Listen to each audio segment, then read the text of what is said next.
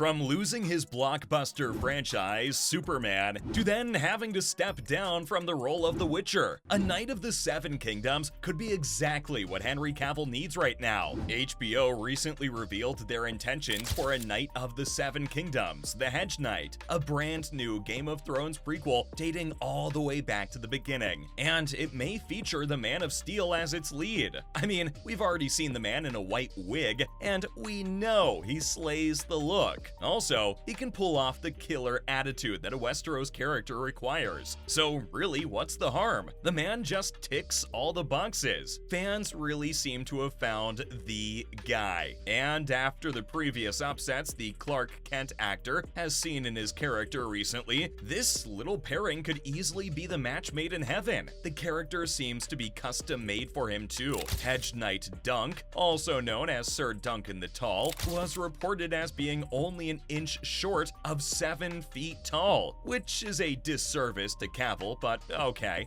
But the guy is said to have a modest yet innocent demeanor that our Superman can pull off effortlessly. The character never knew his parents while growing up in Flea Bottom, and he served as a knight squire for Arlen of Pennytree when he was a young boy. After Arlen's passing, Dunk encountered a young, bald Aegon V Targaryen, who kept his true identity a secret from him. The little prince introduced himself as Egg and urged Sir Duncan to accept him as his squire. That's how the series, A Knight of the Seven Kingdoms, will introduce us to a Game of Thrones figure, in contrast to House of the Dragon. That's not all though. Maester Aemon of the Night's Watch is none other than Aegon's elder brother. He adopts the position of a mentor and helps Jon Snow without realizing that they are related, and is regarded as one of Westeros's oldest living men. Adding on to that, George R.R. Martin made a suggestion that we could have previously encountered a Sir Duncan descendant in the first season. Okay, I'm going to need someone to map it all out for me, but is it even a Game of Thrones story if we don't need maps to understand the characters' family trees? Whatever the plot may be, it's no secret that Henry Cavill can nail the role to perfection. Now, you guys may not know this, but this isn't the first time the Witcher actor has been linked to the GOT franchise. Even when House of the Dragon was awaiting approval and the cast for season 2 had to be finalized, people were already playing guessing games about who will be joining the cast the next time around. And you guys would be shocked to know that the two most prominent names were Henry Cavill and Elizabeth Olsen from the Marvel Cinematic Universe. To be fair, the man did admit that he felt like a lot of these guys could make really good Witchers when he was watching House of the Dragon. And you know what? He's not wrong. The Man of Steel actor shared that he honestly does believe that living in the Westeros universe would be awesome, but he doesn't believe there is room in there for him. That's a soft refusal if there ever was one, right? With his appearances as Superman in the DCEU and Geralt of Rivia in the Netflix series The Witcher, Cavill has commendable experience playing prominent characters. The man can get the job done, so it would be sad to not see him don the Westeros attire. Fans may love to see the guy in the show, but it seems that his schedule could prevent him from taking the role. And it does seem that the push for Henry is stronger for Aegon's conquest than it is for a Knight of the Seven Kingdoms. But let's see what the man's schedule allows. Fingers crossed. Now, let's dive into the specifics of the show. A new Game of Thrones miniseries and another prequel recreating the tale of Aegon's conquest is in the works. They're really mapping out the entire universe, aren't they? Well, you won't hear me complaining. It's truly one of the finest fictional universes that can be found in George R.R. Martin's Song of Ice and Fire. And even after the debut of 8 seasons of Game of Thrones and 1 of House of the Dragon, with the second season having been confirmed recently, fans still crave more. And rightfully so. The storylines that explore the realm of Westeros are just that good. So, now a prequel to Game of Thrones by HBO based on George R.R. Martin's Dunk and Egg novels is now officially under production. No more running after rumors, guys. It's been confirmed now. On April 12th, Warner Bros. Discovery made the news at a presentation to the media and investors that A Knight of the Seven Kingdoms, The Hedge Knight, is now on its way. So what do we know about about the anticipated show. The series, based on the fictional novels by Martin, serve as the inspiration for the series, which will follow Sir Duncan the Tall, aka the Dunk, and a young Aegon